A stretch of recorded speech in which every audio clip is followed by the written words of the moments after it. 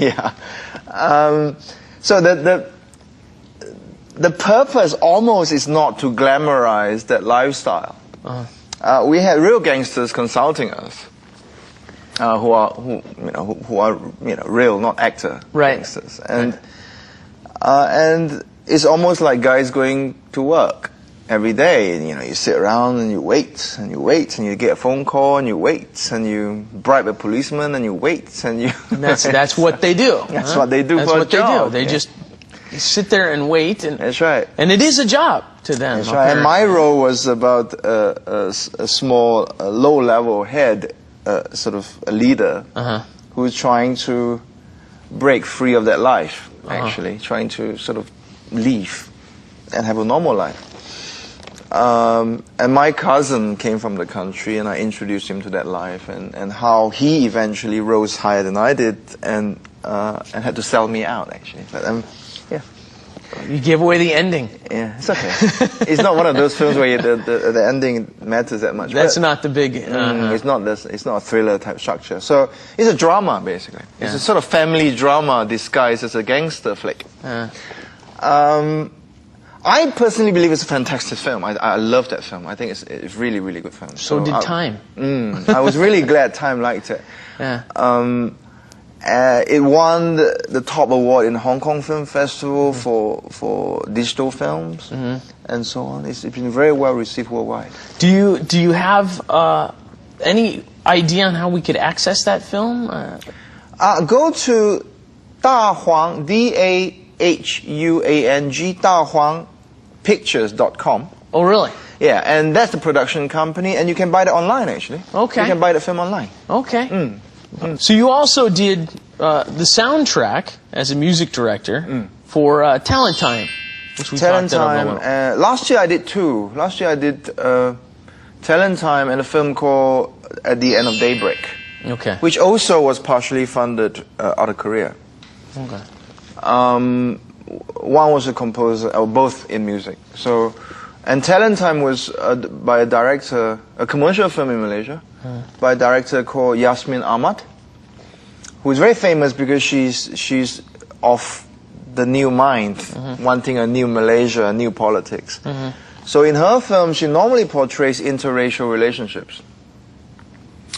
And in my experience, I mean, when we come out to the international film festivals and many critics wonder why Yasmin Ahmad films are controversial, because she has a very controversial reputation. And invariably they'll say, oh, well, it's not terribly controversial. Why is that controversial? But in Malaysia, it's super controversial. Right. Super, because she's been called by right-wing, bigots as the corrupter of Malay purity. Right. Because you're encouraging a Chinese boy to go out with a Malay girl. Things like that. Yeah, there are those things that seem totally uncontroversial to the people who are outside of the country, but if you're in the country, the emotions run way higher, don't they? Oh, she's very controversial back home. Unfortunately, she passed away last year as well. Oh, really? Her short film she made for 15 Malaysia, my production, was the last film she made. This was her last film? Yes, we have a copy of 15 Malaysia. Huh? This was the song? Or the films, yeah, the 15 short films. These are the 15 short films. Were those are all the directors? These are all the directors. So there's the copy of 15 Malaysia. And that's Yasmin. That's the director who passed away. Here. There you go. There. Right out there. There. Oh, you can't see. You can't zoom in enough. She just passed away, huh? Wow. Very interesting. And you keep using this phrase, new wave, which we've talked about on the show before. Is this a very common way of discussing the new cinematography and the new films that are coming out of Malaysia? That term really was first invented to describe the French new wave cinema, where they had a radical departure from traditional way of looking at film. Many reasons, too long to explain here, but one of the key things was how cinema should relate to society rather than just being pure entertainment. That it should have a political voice and a social voice. And that really was what that term was invented originally in the 50s and the 60s. And in Malaysia, we had the same movement where you have a whole generation of young artists, be they musicians or filmmakers, who are now introducing very radically different viewpoint about our home, our country, through our work, whether music or film. And hence the term new wave cinema in Malaysia. Right. How about Korean films? Tell us some of your favorite Korean films.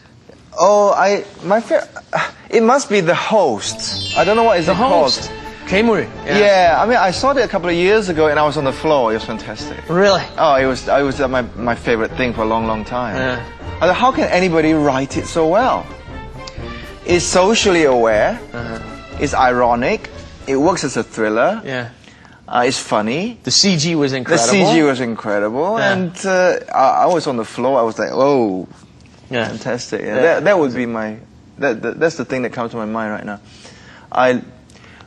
Music, I recently discovered. I mean, I'm friends with quite a lot of Korean musicians. Yeah, you got a lot of Korean friends. We even have a visitor here today who's come to see you. Yeah, I'm friends with. And one of my favorite artists in Korea is Kang Sun-hae. Kang Sun-hae. Oh, okay. Yeah, and I think he's fantastic as a musician. Kim Shi is amazing as a musician, actually. Am I right to say that his songs are like right now top for the chart or something? I don't know, but anyway, I've been told. I don't know either. Yeah, but anyway, he's a friend. Okay. And I recently discovered this old Korean folk singer, Kim Do-soo, which I bet you very few would know, actually. I'm not sure, but very few would know. But they'll have heard of him, yeah. Maybe, I don't know, but he's quite old. He's amazing. He floored me, my God. Really? Oh, incredible stuff. Really, really, really very. Did you play with him? No, I don't know him. I missed his concert by a week. Oh, really? Yeah, about a year ago. I wish I had time to go, but. Really quite an amazing musician. I love to meet him. So you've done a lot of checking out of Korean art and artists. And do you play with them? Have you been playing with them here? I play with Kang Sun-hae. How did you end up meeting these people? I don't know. At PIF or something? At PIF has a lot to do with it. Yeah. But after that, it's just, musicians is a way of introducing other musicians to musicians. So, yeah, you get around. But yeah, PIF was fairly important in that too. Yeah, PIF introduced me to Kim Shi, I think, and then Kim Shi to Sun-hae and Yoon Do-hyun and all that. So